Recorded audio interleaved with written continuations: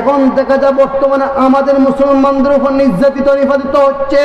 কারণ কি, কোরআন থেকে দূরে সরে গিয়েছি, ইসলাম থেকে দূরে সরে গিয়েছি।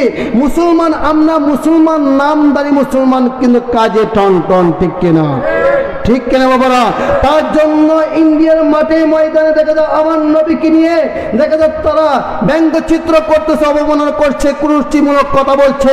কিন্তু আমি উচ্চ আওয়াজে কণ্ঠে বলতে চাই, আজকে এই মাহফিল থেকে দেখা যায় ঈদগাহ ময়দান থেকে বলতে চাচ্ছি, তুমি আমাকে গালি দিলে আমি কিছু বলবো না, আমার মাকে গালি দিলে কিছু বলবো না, আমার সন্তানকে গালি দিলে আমি কিছু করবো না, কিন্তু যিনি রহমতুল লিল আলামিন দয়াল নবীকে গালি দিলে আমি তোমাকে ছাড়বো না। ঠিক কিনা?